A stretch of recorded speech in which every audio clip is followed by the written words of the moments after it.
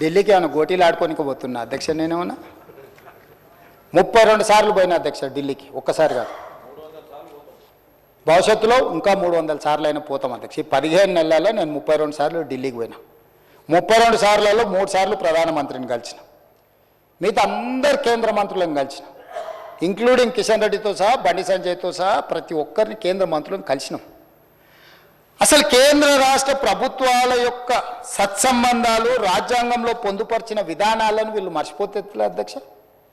కేంద్ర రాష్ట్ర ప్రభుత్వాల మధ్యలో ఉండాల్సిన, కొనసాగించాల్సిన సత్సంబంధాలు, కేంద్ర ప్రభుత్వ పరిధిలో ఉండే అంశాలు, రాష్ట్ర ప్రభుత్వ పరిధిలో ఉండే అంశాలు, కేంద్రం రాష్ట్ర పరిధిలో ఇద్దరిలో కలిసి ఉండే అంశాల ప్రాతిపదికన నిర్ణయాలు జరుగుతాయి అధ్యక్ష.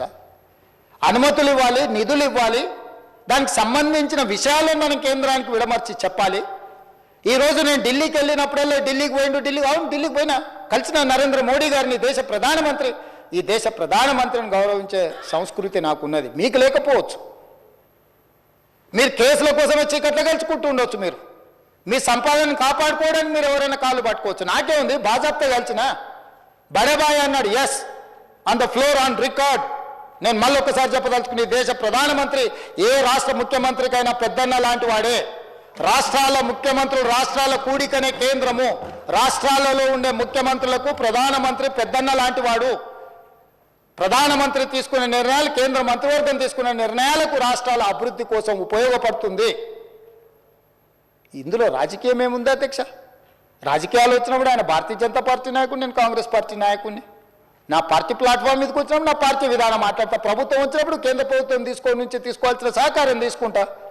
వెళ్ళినప్పుడు శంకర్ వచ్చిండు మిత్రుడు కొన్నిసార్లు. రేపు వెళ్ళాలి చూస్తే మహేశ్వర్ రెడ్డి గారిని అయినా తీసుకొని వెళ్తా. ఒకవేళ వాళ్ళకి పరిచయాలు ఉన్నాయి, దానివల్ల తెలంగాణ రాష్ట్రానికి ఉపయోగపడతాను. కిషన్ రెడ్డి గారిని 4 సార్లు కలిసినాం, మాట్లాడినాం, 5 సార్లు మాట్లాడినాం. నాకేముంది అధ్యక్ష? ప్రజలు నిర్మలా సీతారామన్ గారిని, లేకపోతే అమిత్ షా గారిని, అందరినీ కలిసిన అధ్యక్ష. నేను కలవని మంత్రి ఎవరైనా కేంద్రంలో ఉన్నాడా? ఈ తెలంగాణ రాష్ట్రానికి సాధించుకోవాల్సిన అనుమతుల విషయంలో, నిధుల విషయంలో కేంద్రంలో ఉన్న ప్రతి ఒక్కరిని కలిసిన, ప్రధానమంత్రి గారిని కలిసి నివేదిక ఇచ్చి అక్కడి నుంచి మంత్రులకు పంపించి మంత్రులతోని ఫాలో అప్ చేసి, నేను ఒక ఐఏఎస్ ఆఫీసర్ కంటే ఎక్కువ, ఒక క్లర్క్ కంటే ఎక్కువ ప్రతి టేబుల్ దగ్గరకు పోయి తెలంగాణ రాష్ట్రానికి కావాల్సిన వాటి కోసం నేను ప్రయత్నం చేసిన అధ్యక్ష. తప్ప నేను పోయి వచ్చినందుకు నేను సాధించింది వరంగల్ ఎయిర్పోర్ట్ నేను తెచ్చింది కాదు అధ్యక్ష. రీజనల్ రింగ్ రోడ్డు నార్త్ ఉత్తర భాగం టెండర్లకు వచ్చింది నా వల్ల కాదు అధ్యక్ష. 4,000 కోట్ల ప్రపంచ బ్యాంక్ హెల్త్ ప్రాజెక్టు అప్రూవల్ తీసుకొచ్చింది నేను కాదు అధ్యక్ష. డిఫెన్స్ ల్యాండ్స్ ఎక్స్చేంజ్ కంటోన్మెంట్లో రాజశేఖర రెడ్డి గారు ఉన్నప్పుడు, మన్మోహన్ సింగ్ గారు ఉన్నప్పటి నుంచి 20 ఏళ్ళ నుంచి మొదలు పెడితే ఈ రోజు వరకు కంటోన్మెంట్లో డిఫెన్స్ ల్యాండ్స్ రాలేదు అధ్యక్ష. వీళ్ళు 10 ఏళ్ళు కూడా వేయలేకపోయారు అధ్యక్ష. నేను పోయి ఢిల్లీకి పోయి నరేంద్ర మోడీ గారిని కలిసి, రాజ్నాథ్ సింగ్ గారిని కలిసి, ఉత్తర తెలంగాణ మొత్తం అక్కడికి వస్తేనే బాటిల్ నెక్ అవుతుంది. రాజీవ్ రహదారి నుంచి మొదలు పెడితే అక్కడి నుంచి వస్తే ట్రాఫిక్ అంతా అక్కడ జామ్ అవుతుంది, మీరు ఇవ్వాల్సిందే అనుమతి అని వాళ్ళని అడిగితే, రాజ్నాథ్ సింగ్ గారు పెద్ద మనసు చేసుకొని 160 ఎకరాల రక్షణ శాఖకు సంబంధించిన భూ బదలాయింపు తెలంగాణ రాష్ట్రానికి చేసిండు. చేసినప్పుడు నేను అభినందించొద్దా అధ్యక్ష రాజ్నాథ్ సింగ్ గారిని? తప్పేముంది అధ్యక్ష?